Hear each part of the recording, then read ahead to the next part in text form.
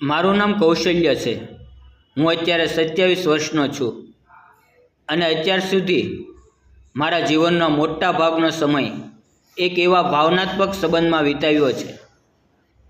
વાત છે તે સમયની જ્યારે હું 20 વર્ષનો હતો અને નાનો હતો।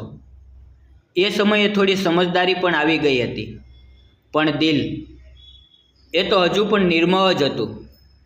ઘરના બધા માટે પ્રેમ હતો, પરંતુ એક વ્યક્તિ માટે ખાસ લાગણી હતી, મારી ભાભી।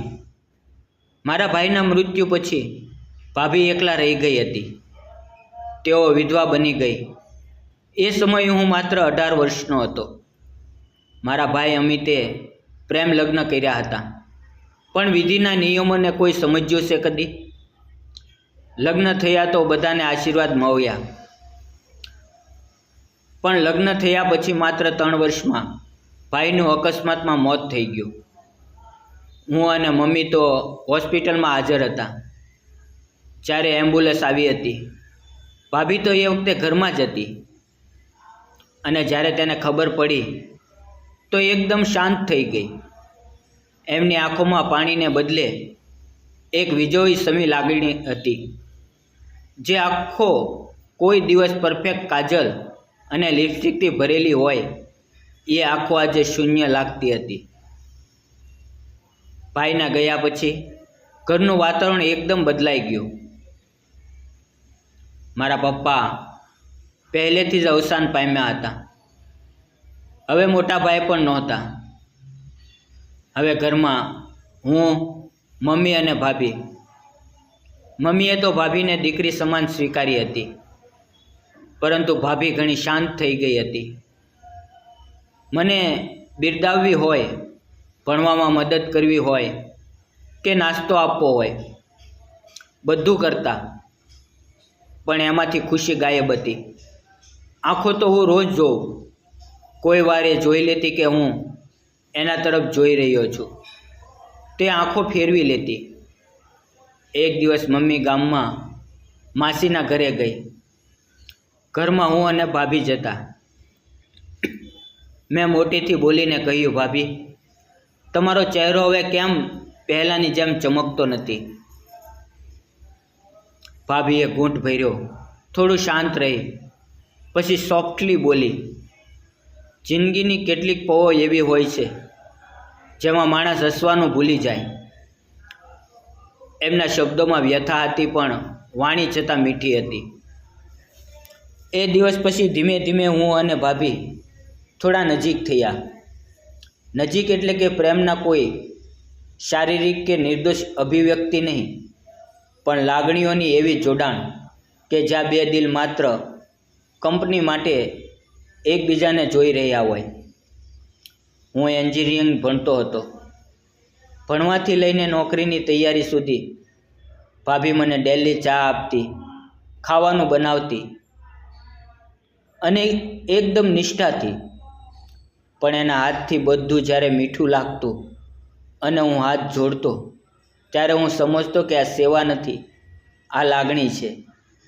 એક રાત્રે મમ્મી ઘર બહાર હતી, ભાભી બાલ્કનીમાં ઊભી હતી। મેં પૂછ્યું, ભાભી, જિંદગી ફરીથી શરૂ કરો એવો વિચાર કર્યો છે તમે ક્યારેય? એ ખોટો ટોપિક નહોતો, પણ ભાભી થોડી ગભરાઈ ગઈ, બોલી, કૌશલ્ય, સમાજ બહુ મોટી વાત છે। મારે નવો સંબંધ નથી જોતો અને નથી કોઈના વિશે વિચારતી। એ વખતે મારા દિલમાં એમના માટે લાગણી વધી રહી હતી, પણ હું જાણતો હતો કે એ લાગણી કદાચ કોઈ સામાજિક નામ નહીં મેળવે, છતાં એ લાગણી સાચી હતી। હું રોજ ભાભી માટે કંઈક લાવતો, જેમ કે એનું મનપસંદ ફૂલ, ચોકલેટ કે કેડબરીની કવિતાઓ। ભાભી હસતી, પણ બહુ સાદગીપૂર્વક। મારે એકવાર દિલ્હી નોકરી માટે જવું પડ્યું। મેં એરપોર્ટ જતા પહેલા દિવસે ભાભીને એક નોટ લખ્યું હતું, હું તમારા માટે શું અનુભવું છું એ વાદળે આકાશમાં લખી શકત તો લખી દેત। મને ખબર છે લાગણી એવું કંઈ નથી જેનો જવાબ આપવો જરૂરી છે, પણ તમારા સુધી પહોંચવું એ જરૂરી હતું. મારા ગયા પછી લગભગ 4 મહિના બાદ ખબર આવી કે ભાભી હોસ્પિટલમાં છે.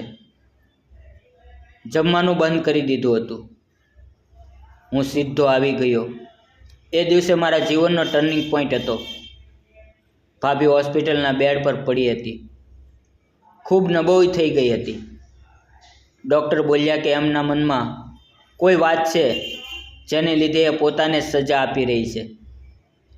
હું પલંગ પાસે બેઠો અને એમનો હાથ પકડ્યો. ભાભીની આંખો ભીની થઈ ગઈ. એ રાત્રે ભાભી બોલી, કૌશલ્ય, હું તારી લાગણીઓને સમજતી હતી, પરંતુ હું એ સંબંધને સ્વીકારવામાં હંમેશા ડરી ગઈ. મને લાગતું હતું કે મેં મારા ભાઈની જેમ તને પાવ્યો છે. તું મને ભાભી કહે છે અને હવે તું જ એવું અનુભવ તો શું સાચું છે? એ કહેવું મુશ્કેલ હતું. એ રાત્રે અમે બંને સમજી ગયા કે પ્રેમ એ ખરેખર શું છે. માત્ર જોડાવું નહીં, પણ સમજીને આગળ વધવું.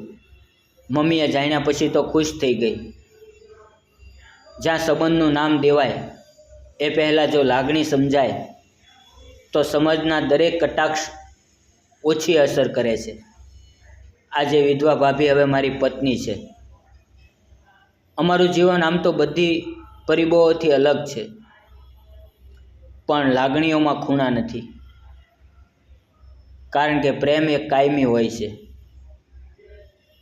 જો એની પાંખોમાં સમજદારી અને ઈમાનદારી ના હોય. મિત્રો, વિડીયો કેવો લાગ્યો કોમેન્ટ કરીને જરૂર જણાવજો.